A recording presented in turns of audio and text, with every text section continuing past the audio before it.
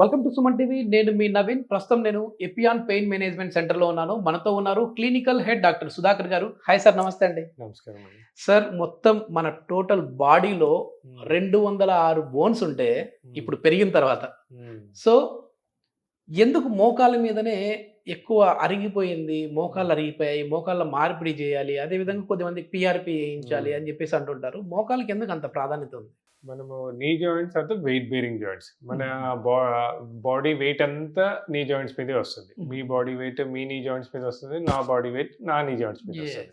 And then apart from that మనం పొద్దున్న లేచినప్పటి నుంచి రాత్రి వరకు చేసే రెగ్యులర్ యాక్టివిటీస్‌లో నీ జాయింట్ మీద ఎప్పుడు ఫ్రిక్షన్ ఉంటది. అంటే ఫర్ ఎగ్జాంపుల్ ఇది మన నీ జాయింట్ చూసుకున్నట్టయితే దీంట్లో ఒక 4, 5 మెయిన్ స్ట్రక్చర్స్ ఉంటాయండి. అంటే తొడ బోను, కాల్ బోన్ మధ్యలో ఈ కార్టిలేజ్, మెనిస్కస్, తర్వాత వీటిని హోల్డ్ చేసుకుంటూ కొన్ని కొలాటరల్ లిగమెంట్స్, క్రూషియేట్ లిగమెంట్స్ అని ఉంటుంది.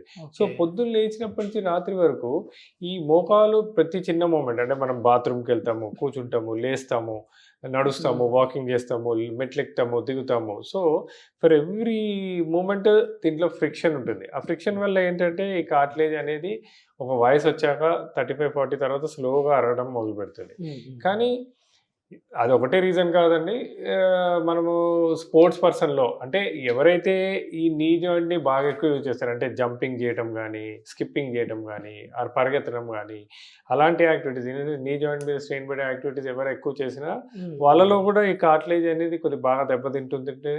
అందుకే మనము ఉన్న జాయింట్స్ అన్నిట్లో కల్లా most important joint knee joint. ఆ నీ జాయింట్ పెయిన్సే మనం చాలా కామన్‌గా చూస్తుంటాం. ఓకే.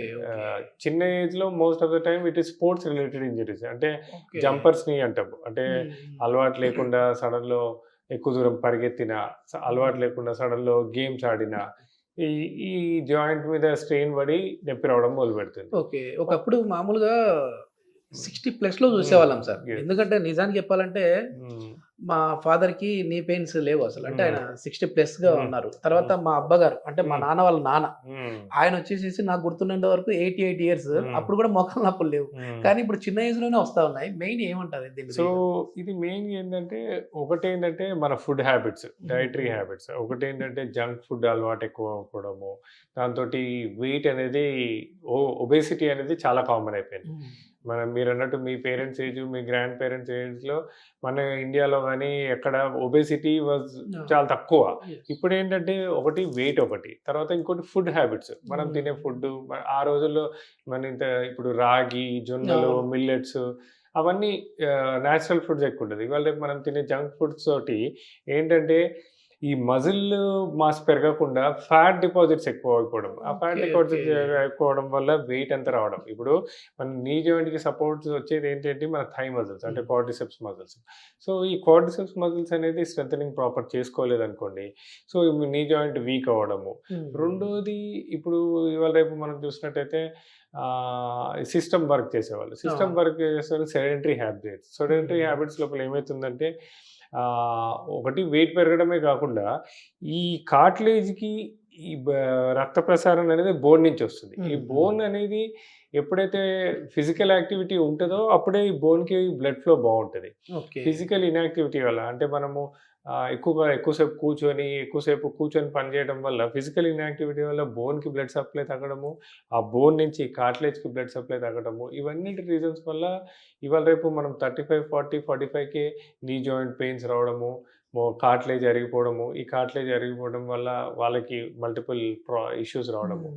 ఇంకొక హ్యాబిట్ ఏంటంటే స్మోకింగ్ కూడా, వెదర్ ప్యాసివ్ స్మోకింగ్ అయినా, యాక్టివ్ స్మోకింగ్ అయినా. అంటే ప్యాసివ్ స్మోకింగ్ అంటే స్మోక్ చేసే వాళ్ళు పక్కన ఉన్నా కూడా ప్యాసివ్ స్మోకింగ్ అవుతుంది. సో 2 విధాలుగా కూడా స్మోకింగ్ అనేది ఈ కార్టిలేజ్‌కి చాలా హార్మ్‌ఫుల్. ఎట్లా సార్ ఇంటర్‌లింక్ ఏంటి ఆ రెండిటికి? అంటే మనం నికోటిన్ లోపల ఉన్న నికోటిన్ అనేది ఏంటంటే ఈ కార్టిలేజ్ రీజనరేషన్‌ని సప్రెస్ చేస్తుంది.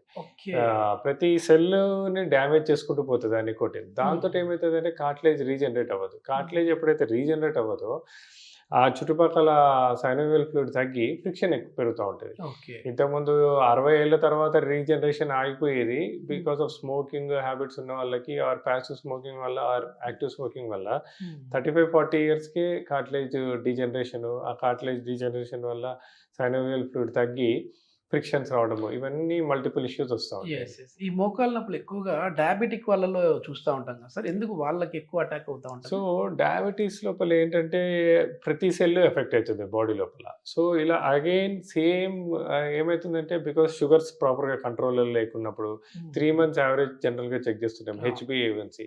అది 6 to 6.5 పక్కన మెయింటైన్ చేయాలి. కానీ మా క్లినిక్ వచ్చే వాళ్ళు చాలామంది 8, 9, 11 అలా వస్తుంటారు. హ్మ్. అంటే వాళ్ళ sugars are not properly control. ఎప్పుడైతే షుగర్స్ ఇంత డీరేంజ్డ్ అయిపోతుందో మన బా ఈ మజిల్స్ అన్ని డ్యామేజ్ అవుతాయి, ఈ సెల్స్ అన్ని డ్యామేజ్ అయ్యి హ్మ్. వాళ్ళకు కూడా ఈ మోకాళ్ళ నొప్పులు అనేది చూస్తూ ఉంటాం. ఓకే. ఇంకొకటి ఏంటంటే సరే మనము కింద కూర్చుండే అలవాట్లు ఉంటాయి. మనకి అవును. ఇంతకుముందు కూడా ఉండేది.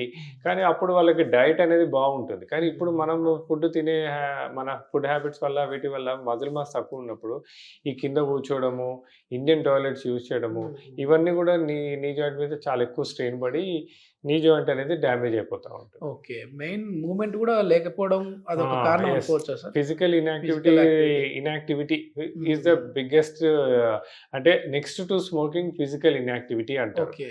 అంటే అసలు ఎక్కువ నడవకుండా సెడెంటరీ లైఫ్ స్టైల్స్ ఉన్న వాళ్ళందరిలో కూడా ఈ ప్రాబ్లమ్స్ చూస్తుంటాం. యెస్. యెస్. ఒకప్పుడు ఏదైనా కావాలంటే అట్లా బయటికెళ్ళి ఆ! తెచ్చుకునేవాళ్ళు. ఇప్పుడంతా ఆన్‌లైన్‌లోనే ఆన్‌లైన్ ఆర్డర్‌లు అయిపోయింది. పెట్టేసేస్తా ఉన్నారు. మనం ఆన్‌లైన్ ఫుడ్ యాప్స్ వచ్చినాయి.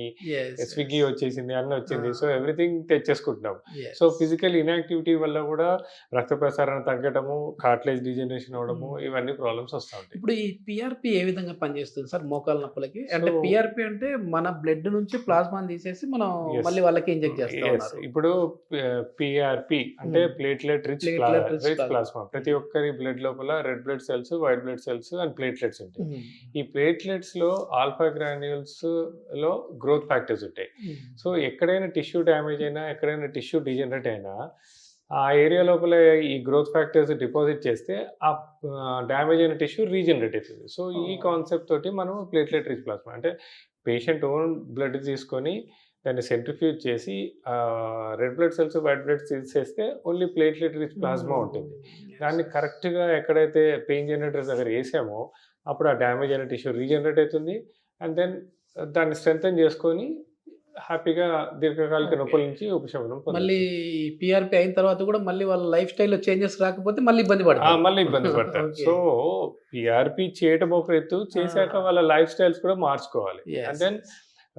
అందరము ప్రతి ఒక్కళ్ళము ఒక 35, 40 ఏళ్ల తర్వాత మన లైఫ్ స్టైల్ మార్చుకొని, మన ఫుడ్ హ్యాబిట్స్ మార్చుకొని, లైఫ్ స్టైల్ మార్చుకొని, ఈ డ్యామేజ్ అయిన టిష్యూని రీజనరేట్ చేసుకున్నట్టయితే చాలా ఎక్కువ కాలం హ్యాపీగా ఉండొచ్చు మనం. యెస్. యెస్. చాలా మంచి ఇన్ఫర్మేషన్ సార్. అసలు అందరూ గూడా మోకాళ్ళ నొప్పులు వచ్చిన తర్వాత ఎట్లాంటి ఇబ్బందులు పడతా ఉంటారనేది చెప్తా హ్మ్. ఉంటారు. కానీ అసలు మోకాళ్ళ నొప్పులు రాకుండా ఉండాలంటే ఎట్లాంటి జాగ్రత్తలు తీసుకోవాలని చెప్పారు. అదేవిధంగా వచ్చిన తర్వాత కూడా సర్జరీ వరకు వెళ్ళకుండా పీఆర్పీతోనే దీన్ని ట్రీట్ చేసుకోవచ్చు అనేసి కూడా చెప్పారు. థాంక్ యూ అండి. Thank you.